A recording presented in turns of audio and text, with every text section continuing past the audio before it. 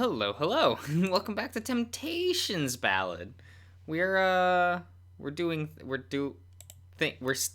still at this tavern after 80 parts cuz you know how I am at reading.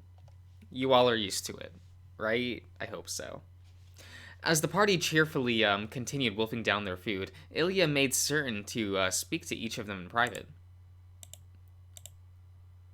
Oh, I was like, wait, but we did that. Okay.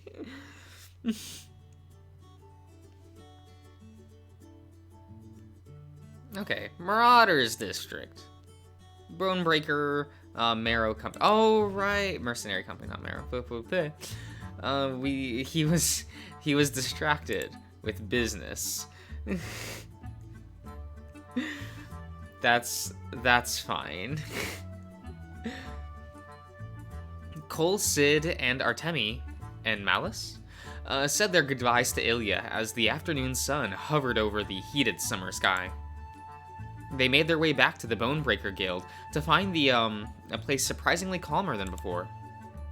At least from the outside, there was a significant lack of drunken shouting and jeering. Alrighty, Papa and Hamish should have finished up their business by now. And are y'all ready to meet the great Morrow Bonebreaker? Sid huffed and shuffled behind Cole nervously as he pushed open the heavy guild doors. This will be my first time meeting my hero in person. Do you think you'll like me?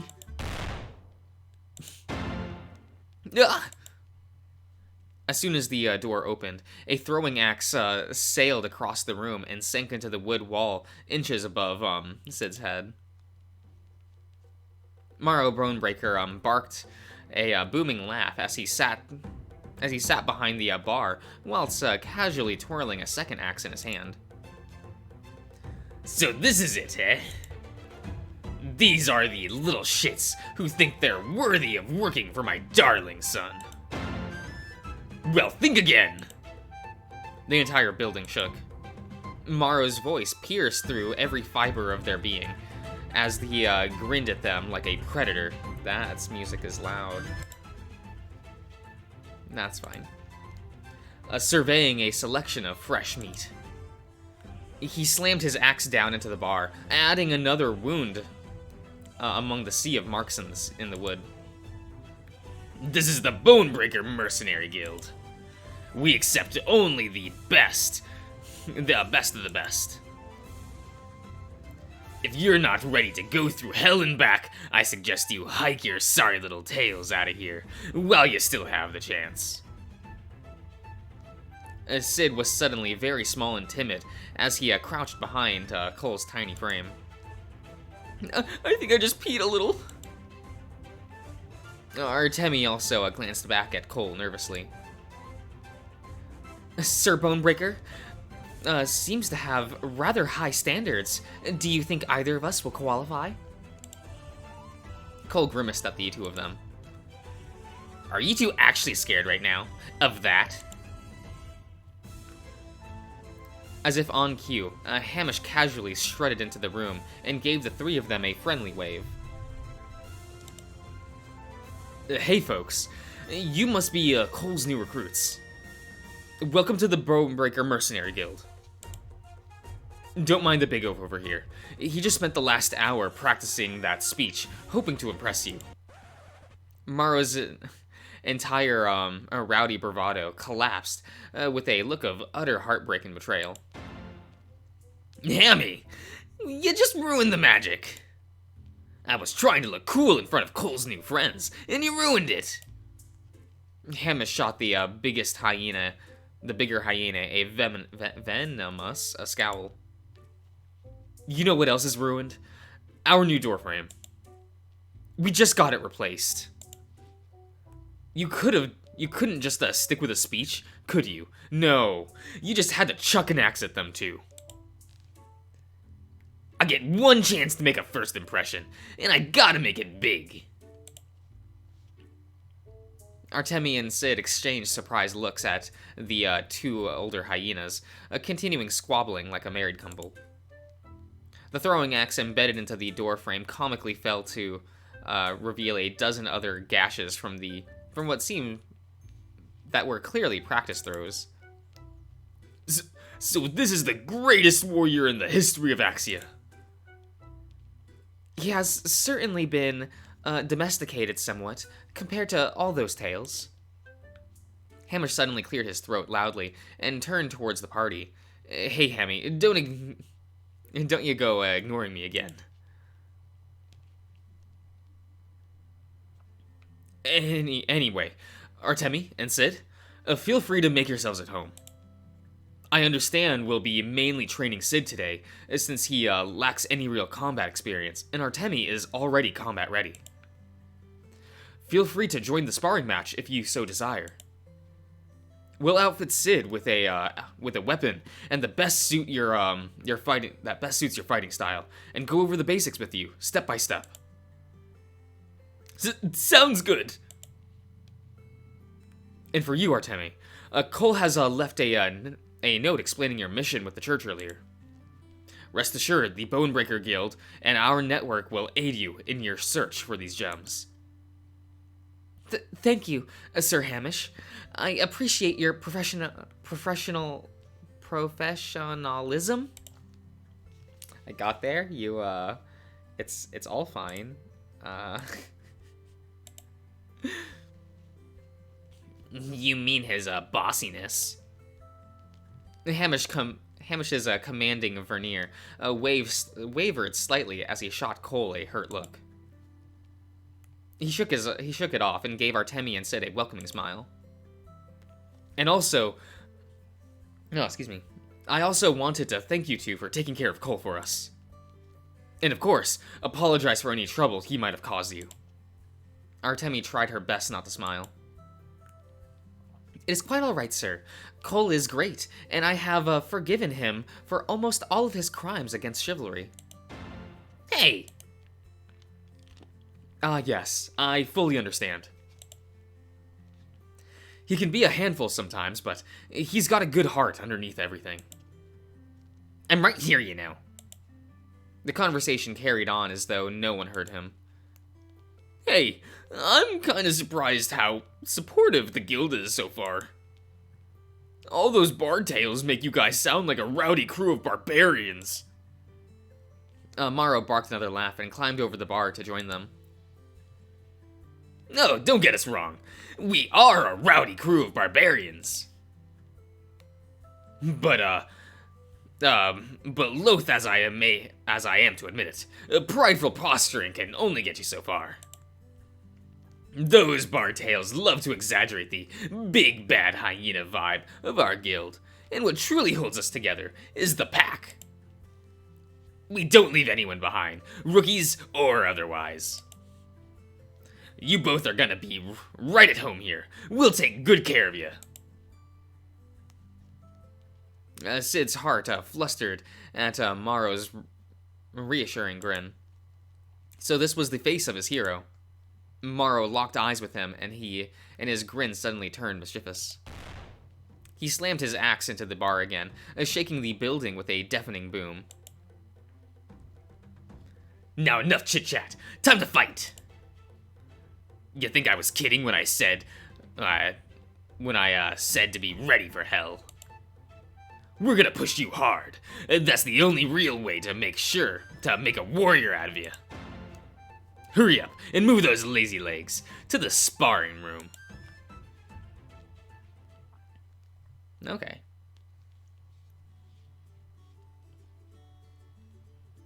Sid was in a cold sweat.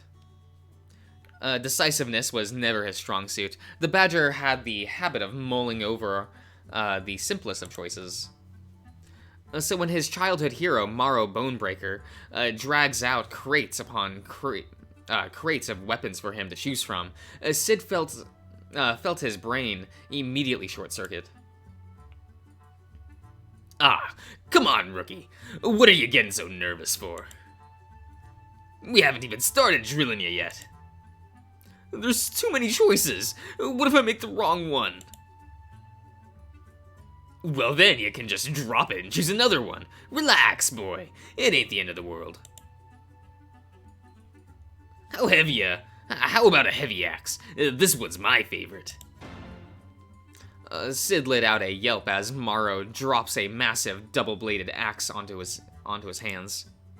The weapon almost slips out of his grip as he scrambled to grab hold of it. Despite being called a heavy axe, it didn't feel particularly heavy. Sid swung it about experimentally.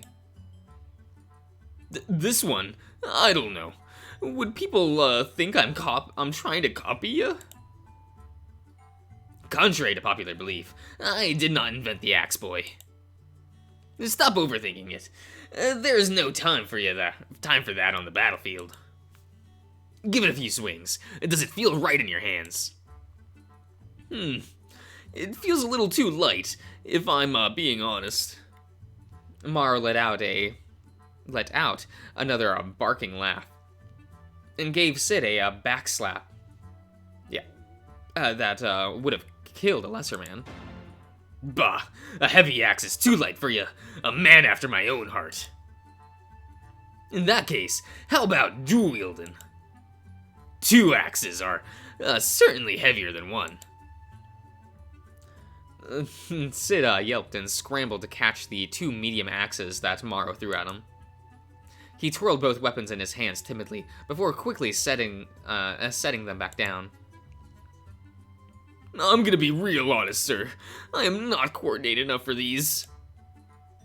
I'd sooner chop off my own tail before hitting someone else.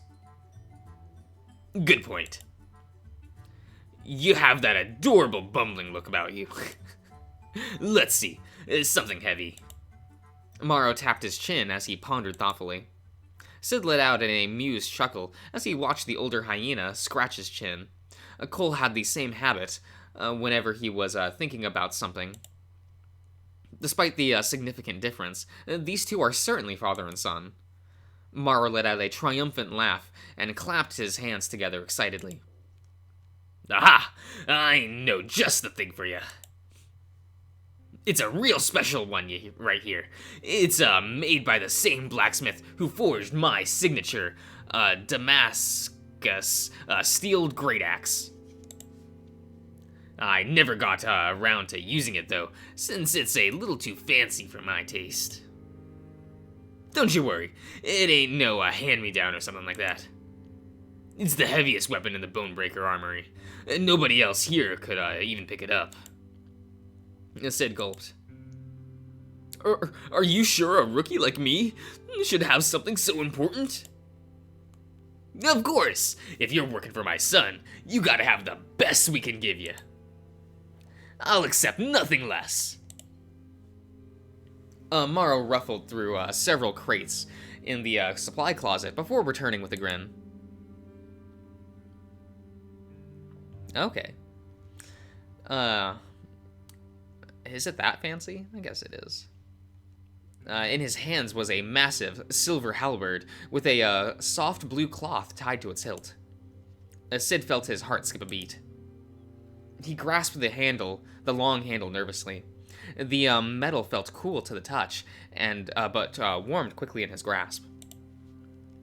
This halberd was very heavy, incredibly so. An enchanted smile spread across Sid's face as he swung it around in wide arcs, swirling in fanciful around his arms before resting it on his shoulders. This halberd was heavy, but in his hands, it felt perfect. It's perfect! Thank you so much, sir. I'll be sure to put it to good use. Good boy. Make sure you work hard to become worthy of my butte. It's one of the best weapons in our arsenal. The blacksmith calls it the Lanius. Like singing Lanius? The Raid Raptor card? Apparently, it's got a few special abilities too. Like if you tug the handle just right. Sid suddenly let out a yelp as the halberd spasmed against his grip. Oh. In a sharp metallic cling, the handle suddenly shortened and transformed the halberd into a large axe. Whoa, that's pretty handy.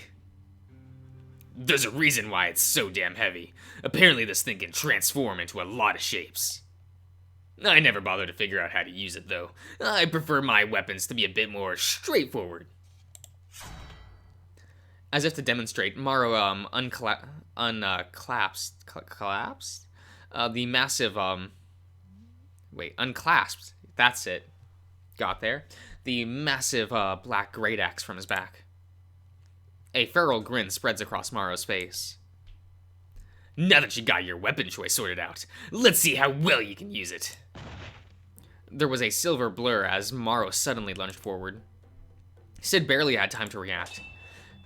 With a squeeze, the Lennius halberd instantly extended to its original length, just in time to block Morrow's strike with a metallic clang. Morrow snarled and continued leaning into his swing. Sid felt himself being lifted off the ground and tossed across the room. Adrenaline pumped through Sid's veins as he scrambled back onto his feet while gripping his new halberd tightly. What? Right now? I thought you were gonna teach me the basics first. There's no better teacher than pain and experience. Buckle up, boy. You're in for a bumpy ride. Okay. Meanwhile, in the Bonebreaker Tavern, Guild Tavern / building, Hamish was giving Artemi a tour of the facilities, while Cole complained loudly behind them. And back here are the supply closets. Hamish gave Artemi a wry look. Don't come back here, ever. The boys get rowdy in this place, and this place becomes wildly inappropriate for a church night. Artemi frowned. I assure you, Hamish, I am quite prepared to deal with unruly coworkers. Yeah, Hamish, let her go where she wants. It'll be a learning experience. Hamish rubbed his temples and let out a tired sigh. Moving on. The sparring room is here in the Eastern Hall. That's where Morrow and Sid are training right now.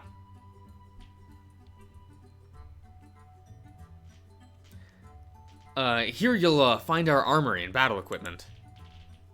While I know you are already trained in the art of combat, it doesn't hurt to get a little practice in. Sir Sid, are you okay? Artemi rushed forward, a healing spell already prepared in her glowing palm.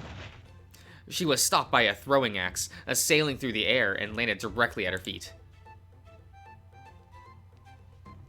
Don't interrupt our lesson, lassie. Morrow turned back towards Sid with a battle addict grin. Boy, is that all you've got? Give me a sec. Hamish sighed and rolled his eyes. Hun, don't break him. You can't teach him anything if he's dead.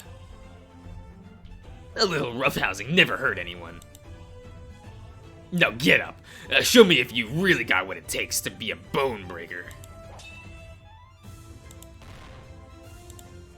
Wait a second. Let me just think about this. You think your opponent's gonna just stop and let you catch your breath? Think of your feet, boy.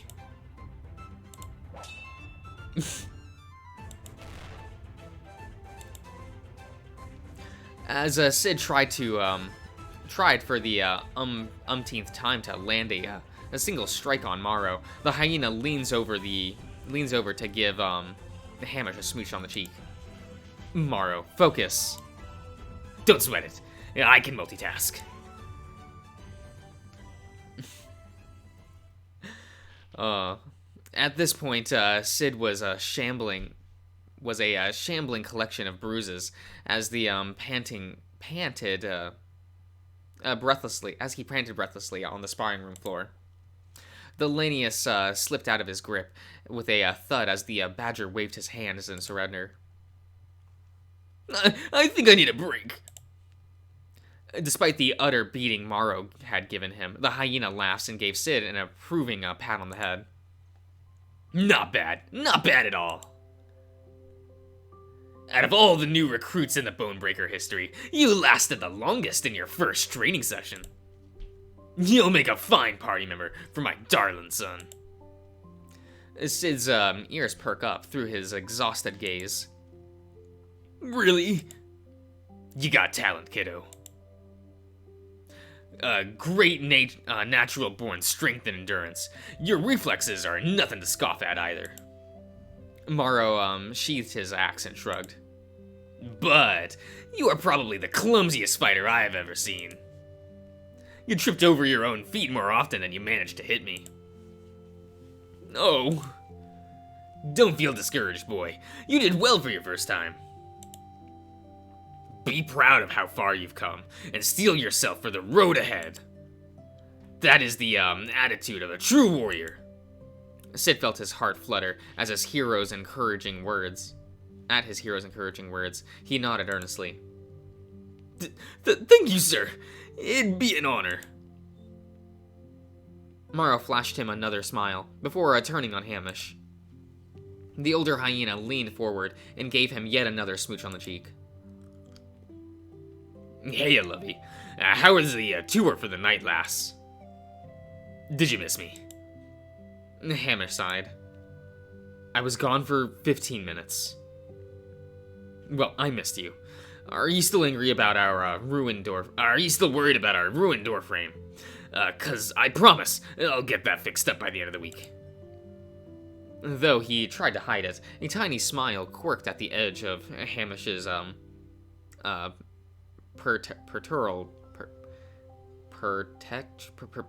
frown. I'll hold you to that. He turned to address their new recruits, and noticed Artemi staring at the two of them curiously. Something wrong? Not at all. I was just... Pardon my tactlessness, but aren't you and Sir Morrow married? Cole let out a bitter scoff. No. Morrow laughed and hung an affectionate arm around Hamish's shoulder. Why do you ask, lassie? You think your church will finally bless our union? I did reach out to request a wedding ceremony once. They just slammed the door in my face. Artemi stiffened uncomfortably. Hamish gave her a sympathetic smile. Don't worry about it. There are no hard feelings. Mara and I don't need a formal ceremony for our relationship. Behind them, Cole crossed his arms and shot Hamish an unimpressed glare. Hamish paused and glanced at Artemi thoughtfully. I understand that your church's teachings, I hope we are not making you uncomfortable. Not at all. You needn't apologize. Artemi smiled wistfully. I have been learning a lot about families today. I'm starting to realize that I know nothing about how things are supposed to be. Thus, I am in no position to judge. She nodded at Hamish and Mara with a polite smile. You two are very sweet. It's rather refreshing to see. Ah, that's good to hear. I was worried because of how miserable you looked this whole time. Miserable? Lass, you've been wearing that glum and gloomy look on your face since you walked into this building. Aren't you the creator's chosen or something? They say you're supposed to be this, bright little ball of sunshine. What's the matter with you? I have... Yeah, you look dead inside. Well, I know you didn't sleep at all last night, but you've been kinda a sad sack all day. My deepest apologies. There's a lot on my mind. I've been doing a lot of thinking lately. The ever-present smile on Morrow's face slowly disappeared as he crouched down to face Artemi at eye level. What kind of thinking? If you're thinking about useful stuff, then go right ahead. But if you're thinking about how miserable you are, then drop it and find something better to do. And nobody has ever thought themselves into happiness before. Hamish nudged the older hyena irritably. Morrow, be nice. What? I'm just telling her how it is. Feeling bad about feeling bad never helped anybody. How does one simply stop thinking about how horrifically unworthy they are?